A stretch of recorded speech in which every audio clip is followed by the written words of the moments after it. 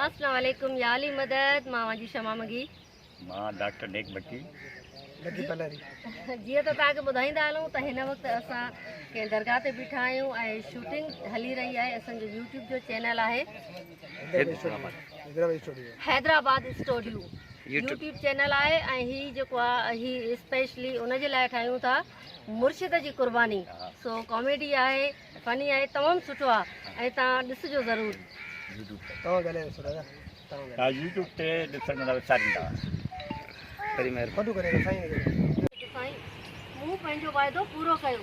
अची सामान वठो हाणे करामत ॾेखार त मुंहिंजो ठिकर मुर्च को कुर्बानी करे। हाणे का करामत ॾेखारे इहो मुंहिंजो ठिकर मुंहुं मुड़ुस कुर्बानी करे। हा हाणे का करामत ॾेखार त इहो ठिकर मुंहुं मुड़ुस कुर्बानी करे। हा कुर्बानी करे। हा कुर्बानी करे।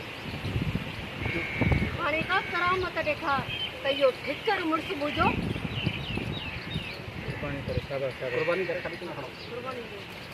क्यों हाणे का करामत ॾेखार त इहो ठिकर मुड़ुस मुंहिंजो का कुर्बानी करे।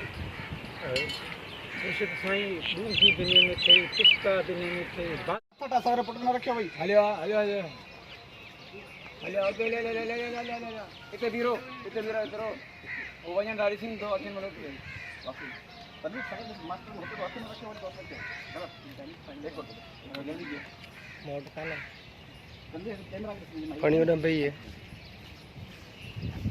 हक अल्लाह हक हक अल्लाह हक बाबा साईं तो अञा मुंहिंजी ॻाल्हि ते अमल कोन कयो आहे। हक अल्लाह हक बाबा जेसीं ताईं अमल न कंदे तेसि ताईं मुंहिंजो वज़ीफ़ो असरु न कंदो बाबा। सम्झी थो न अमल माना फनी तरीक़े सां। हा क्यों हक अल्लाह हक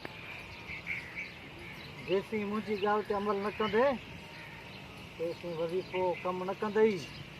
हक अल्लाह हक अच माई अच वे वे आई सही आई माई आई। हक अल्लाह हक अच अच माई वे हक अल्लाह हक गंड तो करे नहीं ठीक